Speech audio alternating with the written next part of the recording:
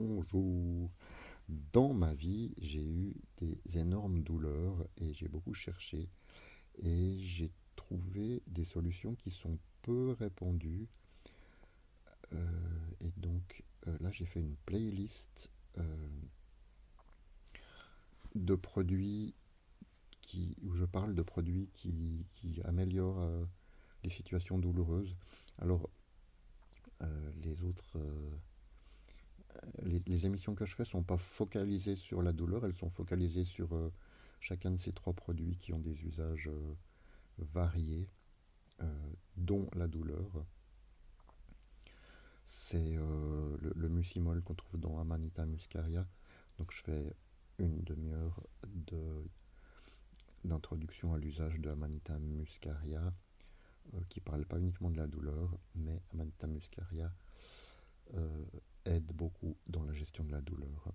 Ensuite, j'ai une émission sur les dérivés de la thiamine, notamment la benfothiamine, où c'est pareil, ça peut aider pour des situations de douleur neuropathique, mais la benfothiamine a d'autres propriétés dont je parle en général. Et pareil, la benfothiamine, c'est quelque chose qu'il faut apprendre à l'utiliser. C'est pas juste prendre une pilule. C'est un petit peu plus compliqué que ça. Il faut respecter des paliers de dosage. Et ensuite, je fais une émission assez complète sur un produit que j'ai développé, euh, la procaïne transdermique, j'appelle ça la juscaïne. Ça vient de Jusquiam, en fait, le mot, qui était le seul antidouleur local au Moyen Âge. Et c'est un peu la même famille de molécules, les tropanes. Donc voilà, je fais un quart d'heure d'émission sur cette pommade et sur la procaïne en général. Et puis, dans le cadre de la gestion de la douleur, il y a encore une chose dont je voulais vous parler qui a des grands succès que j'ai. C'est un traitement que j'ai eu récemment. Euh, Ça s'appelle la prolothérapie. C'est assez étonnant, c'est des injections de sucre, tout simplement. Et en fait, le sucre, ça fait une inflammation locale et qui peut être assez douloureuse. Et moi, j'ai pas eu de réaction particulière, mais d'autres personnes ont eu vraiment des réactions un peu violentes en, en faisant cette thérapie. Mais par contre, quand on injecte ce sucre dans des endroits très précis où il y a les problèmes douloureux, vers des tendons, vers des fins de muscles, où il y a des problèmes de douleurs chroniques, le fait d'injecter du sucre, ça crée une sécrétion de collagène du corps et ça supprime les douleurs de manière assez définitive en fait. Donc c'est un traitement qu'on fait une fois tous les 15 jours pendant 2-3 mois, donc un total d'une dizaine de séances et qui peut vraiment changer assez profondément des situations Alors, je croyais en avoir fini avec mes solutions pour la gestion de la douleur, mais en réfléchissant, j'ai retrouvé encore plein d'autres solutions, donc ça fait plein d'autres vidéos. J'ai à chaque fois fait une petite vidéo pour un sujet. Il y a la taurine, qui est un anti-inflammatoire, il y a la citrulline, qui améliore la congestion du muscle, il y a le tapis de fleurs, il y a le fait d'apprendre à faire la bascule vers le parasympathique. Et là, je vais vous expliquer ça parce que c'est trop peu connu le, par les gens qui ont des douleurs chroniques et qui n'ont pas étudié la médecine. Le système nerveux autonome ou neurovégétatif, c'est la partie du système nerveux qui fait tout ce dont vous n'avez pas à vous occuper. C'est qui fait automatiquement. Ça implique un tas de trucs. La vitesse à laquelle bat votre cœur, la vitesse à laquelle vous respirez, la température à laquelle se chauffe votre cœur, la digestion, le repos, la réparation du corps. En fait, le système nerveux autonome ou neurovégétatif, il est divisé en deux branches. Le sympathique, qui est vraiment la gestion de l'action, de la partie active de votre vie, de l'impulse du moment adrénaline, cortisol, le moment où vous bougez. Ça, c'est le sympathique. Et qui a besoin de stimulation. Donc, et de l'autre côté, le parasympathique, qui lui est le repos, mais aussi la digestion et la réparation du corps. Et donc, si on ne passe pas suffisamment de temps dans le parasympathique, en phase parasympathique, eh ben c'est simple, on va avoir de l'inflammation chronique et donc des douleurs chroniques parce que le corps n'aura pas de temps suffisant pour se restaurer, se réparer. Et c'est aussi quelque chose qui va impliquer un vieillissement accéléré. D'ailleurs, c'est pour ça que quand on a mal, on a tendance à rien faire. Parce que rien faire,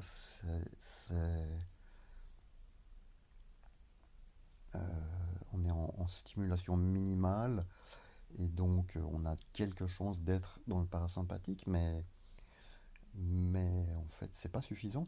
On peut très bien ne rien faire et ne pas être en phase parasympathique. Donc il faut vraiment étudier comment se retrouver au mieux en situation parasympathique profonde. Il y a des déclencheurs de la phase parasympathique.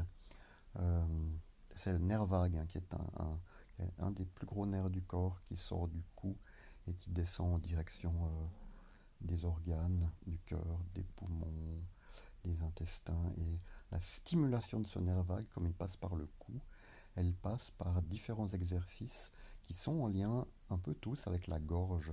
Pour stimuler le nerf vague et passer en phase parasympathique, il y a bien sûr l'exercice le plus connu, c'est la cohérence cardiaque. Je vous laisse chercher sous ce terme. Euh, Ça consiste je vous laisse chercher la cohérence cardiaque, il y a assez de vidéos là-dessus.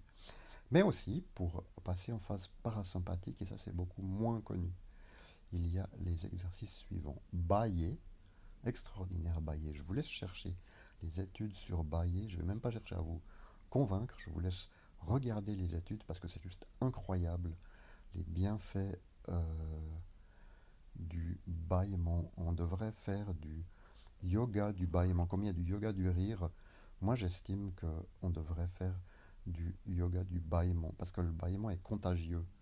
Et donc ça serait intéressant de se retrouver en groupe pour des séances de bâillement, pour se stimuler les uns les autres à réellement passer un quart d'heure à juste bâiller ensemble. On voit les chats, hein, par exemple, ils prennent du temps pour bâiller tout en s'étirant. Et c'est un exercice qu'on devrait faire aussi, de bâiller tout en s'étirant. Hein. Y a un lien d'ailleurs entre le bâillement et l'étirement. Le bâillement, c'est un étirement de la mâchoire, mais regardez le chat, comment il fait. Il bâille en même temps qu'il s'étire le dos.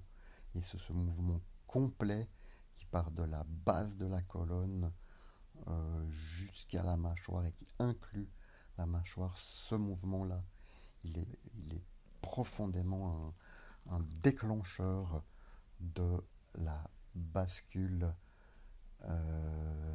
vers le parasympathique par une activation du nerf vague. Ensuite, il y a rire. Et là, on a le yoga du rire. Et c'est quelque chose qu'on devrait faire aussi beaucoup plus souvent. Et comme on n'est pas une société, on rigole beaucoup. Moi, je trouve que le yoga du rire, c'est vraiment quelque chose qui devrait être plus répandu. Et si c'est pas plus répandu, c'est beaucoup pour des histoires d'ego, parce que les gens se trouvent cons à rire sans raison, et tout ce genre de machin qui est vraiment de la merde dans notre vie et dont on devrait se débarrasser au plus vite. Rire sans raison, rire longtemps. Moi, je pense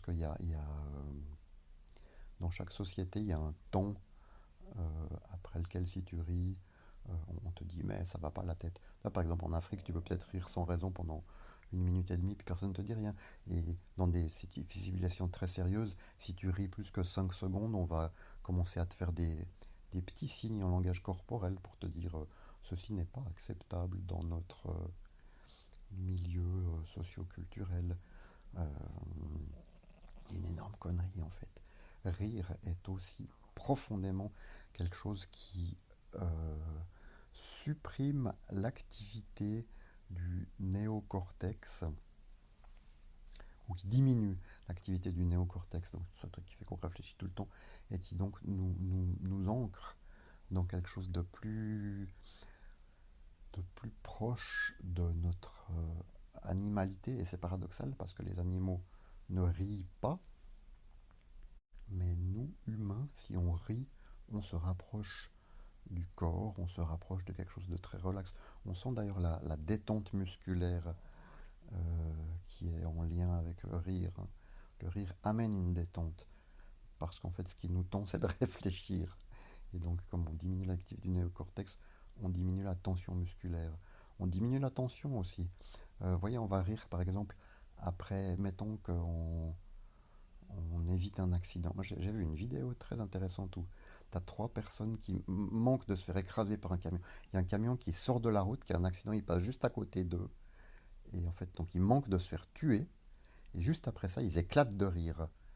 Et c'est très curieux.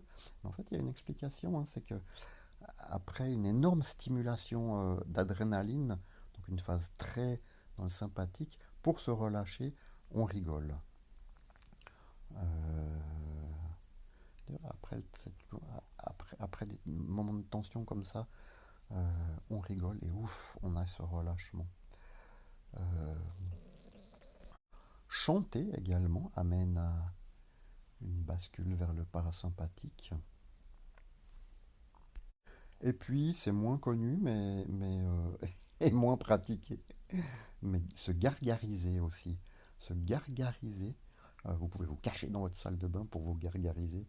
Mais c'est vraiment une façon aussi de stimuler le nerf vague. Parce que quand on se gargarise, on va faire des vibrations juste au niveau des sorties du nerf vague, et ça le stimule d'une façon qui donc déclenche la bascule parasympathique. Vomir aussi, mais bon, ça on le pratique moins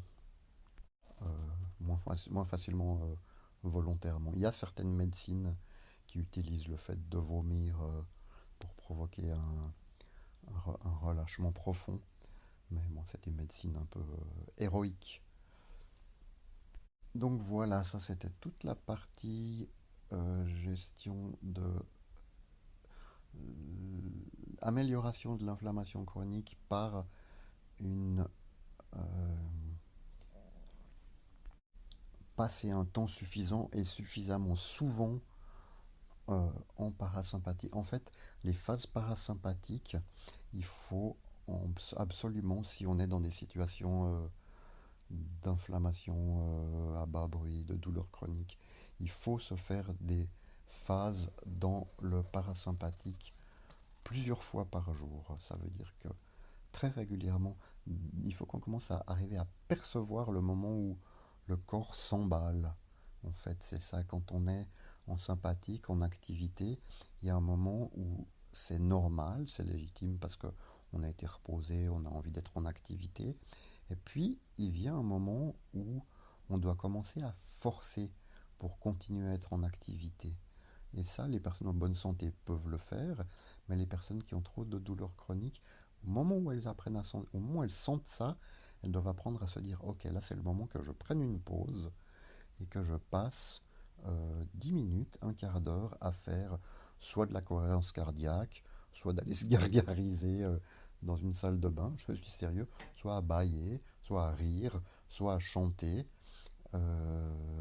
Mais voilà, se reposer ne suffit pas toujours, il suffit pas de se coucher pour être en phase parasympathique. Donc, envisager ces solutions-là pour passer du temps, pour être peut-être d'abord rire, bâiller, chanter, se gargariser, et après faire une sieste pour avoir vraiment fait la bascule parasympathique, et ensuite se reposer en ayant la garantie d'être dans le parasympathique. Ça, c'est un apprentissage de mettre en place, de trouver des solutions pour mettre ça en place dans votre vie quotidienne qui va grandement améliorer les situations de inflammation à bas bruit et douleurs chroniques. Voilà, ensuite dans ma playlist sur la gestion des douleurs chroniques, je parle encore de différentes autres solutions. Le tapis de fleurs, qui est la planche à clous des fakirs, la version New Age de la planche à clous des fakirs, la taurine, la citrulline.